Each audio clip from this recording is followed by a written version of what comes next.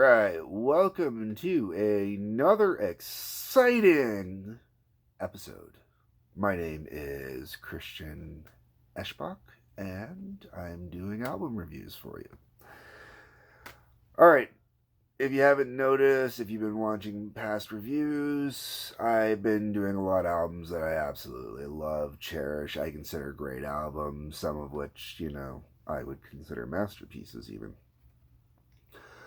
Today I'm going to look at an album that, well, I consider a fun album and features who I consider to be one of the greatest vocalists of all time, if not, well, at least probably the greatest metal vocalist, possibly. Male metal vocalist, I will say. At least in my opinion. Everybody's entitled to their opinion. That is mine. And mine is right. No, okay, anyways. So, Bruce Dickinson, Tattooed Millionaire.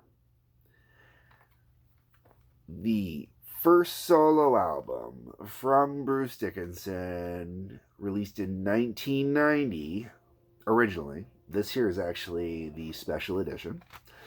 I was actually introduced to this album in its entirety, or the specific special edition, because this is actually, believe it or not my album. This is my girlfriend's album. Nod to Tracy. Shout out. Alright, so. But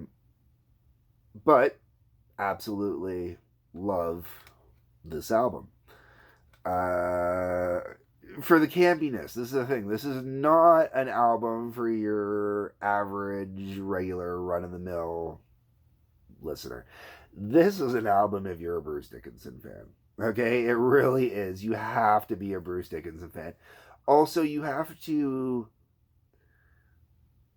be accepting of the campness that goes with British humor and whatnot. When it comes, especially Bruce Dickinson, with Bruce Dickinson, you can tell that he was definitely inspired by, I know he's a fan of Alice Cooper. All right. I know he was definitely inspired by Alice Cooper. Also, he was a fan of David Bowie, and when you go with that, Jethro Tull, I'm willing to bet he was a Jethro Tull fan as well, because he's very much into getting into a character, doing a performance. Even with Iron Maiden, when you watch Bruce Dickinson perform a song live, he's performing the song. He's telling you a story. That's what it is. He's telling you a story. He's a great storyteller with an amazing voice. He's an older gentleman now, so the voice isn't what it used to be, because unfortunately as we get older, our voices go to shit. But for a guy that went through throat cancer and is still there singing, man, the dude had a chance to see him back in the summer of 2019, and wow, dude still was primo with Maiden. But back to the solo album. Okay, so this is the first album out. But staying with Maiden, this is the album where we get introduced to Janick Gers. Gers. I apologize if I butchered the name. Sorry. But Janick, who also out of Maiden's 3 guitarists who regularly play with them, is my son's favorite. Once again, introduced on those albums. So, for me and my son, this is kind of a cool album that way, because he loves listening to specific. My kid, took him to go see Maiden, and he specifically wanted to see Janick because he can hear the guitar specifically and loves his style of playing. I'm an Adrian Smith fan, but that's for later Bruce Dickinson solo albums. This one, we get Janick Gers. Okay, so let's get into the album now that I've killed a lot of time. The album starts off with Son of a Gun. It's as campy as it sounds. Okay, he sings it, Son of a Gun, and, ride on, you son of a gun, ride on. You get where he's going with it, and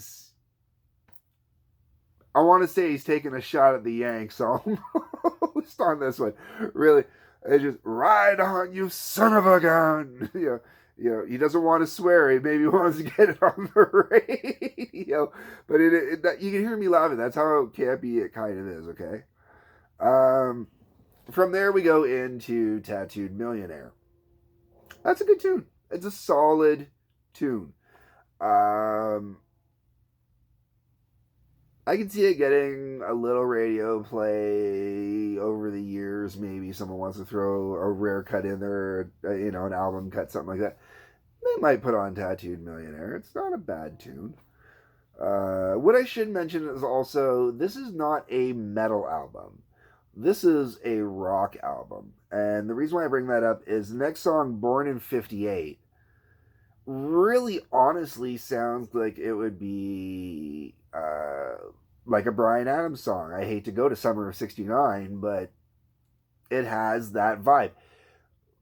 Of course, we're talking about a heavy, a hard, like, if you want a production note, think of if it was recorded to sound like AC/DC's Ballbreaker album. That's the best way I can think of. Think of if Rick Rubin had done it to make it sound with that heavy kind of texture that you got off of AC/DC's Ballbreaker album. Born in 58, though, is a fantastic song. If you're into that kind of nostalgia vibe, it's a great nostalgia song.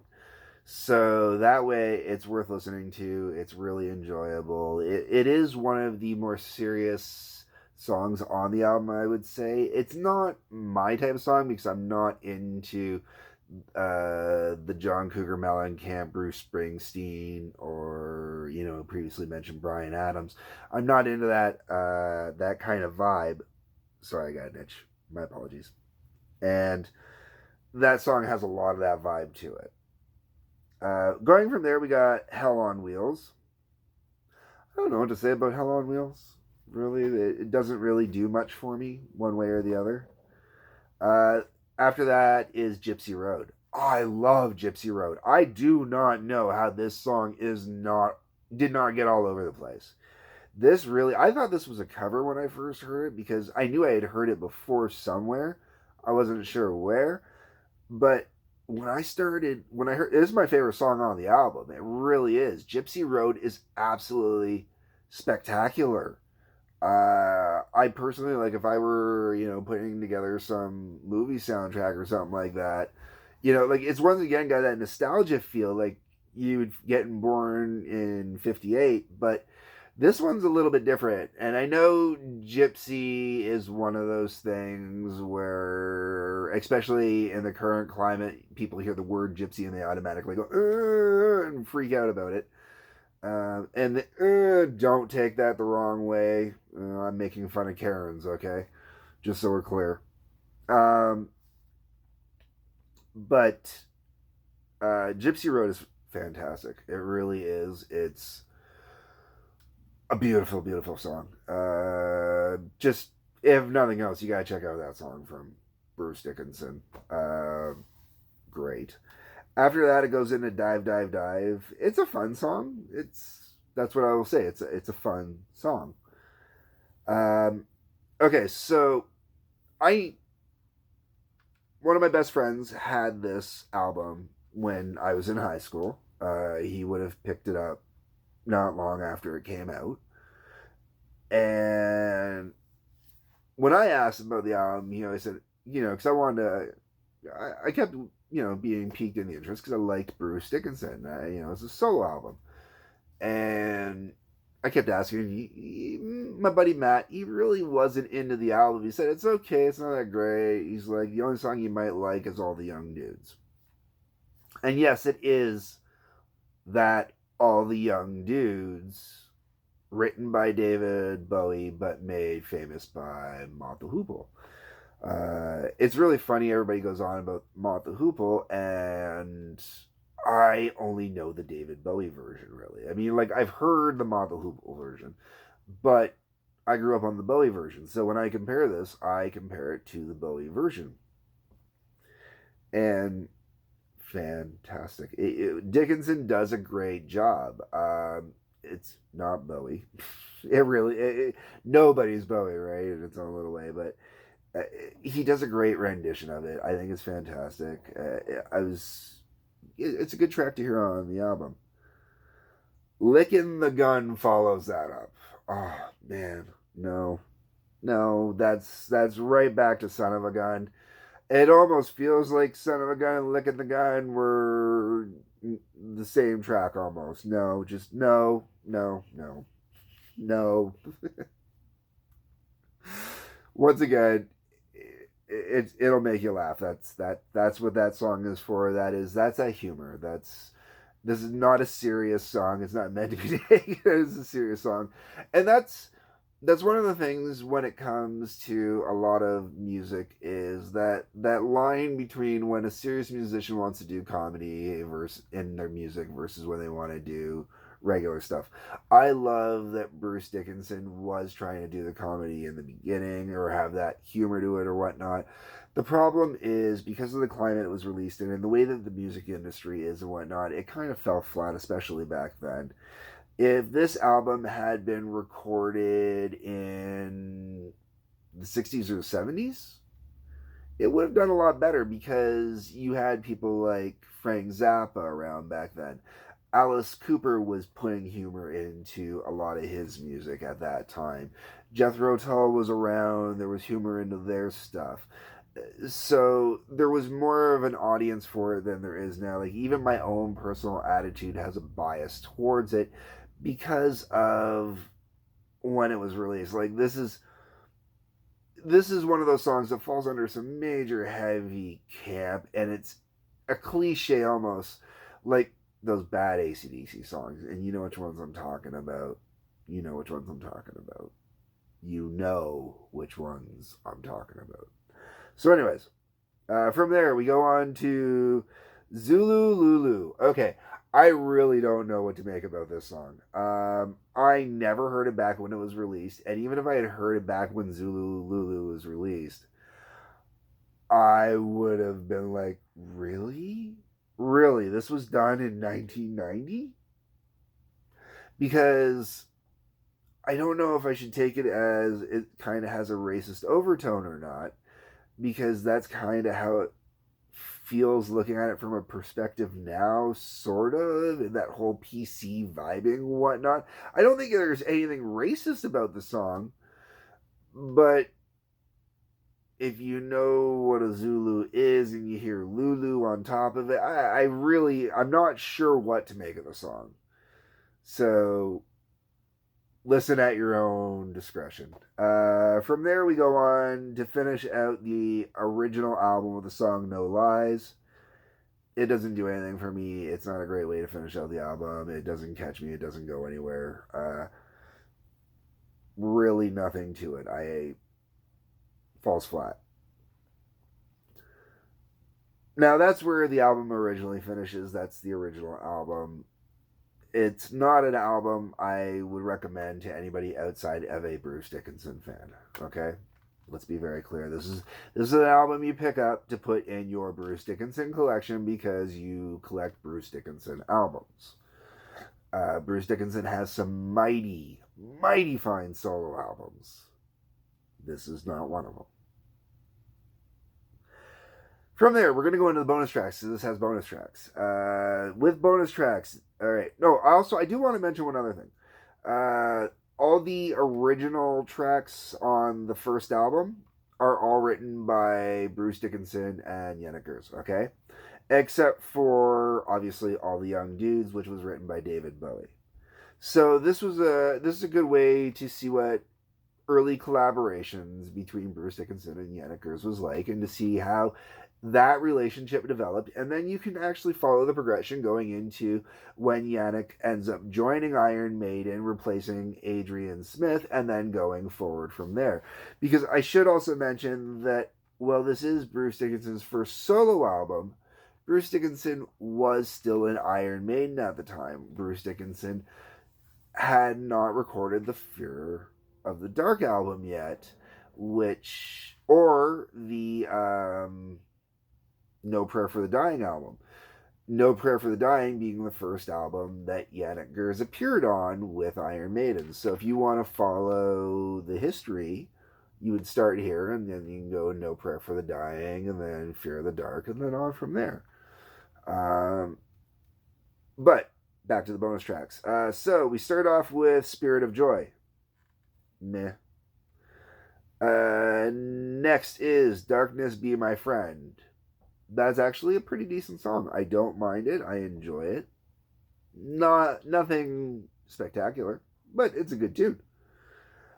Sin City. This is AC/DC's Sin City. If you like AC/DC Sin City, chances are you'll enjoy this rendition. It's a very good rendition. They do a great version of it. I will say that hearing Bruce do Bon Scott is interesting.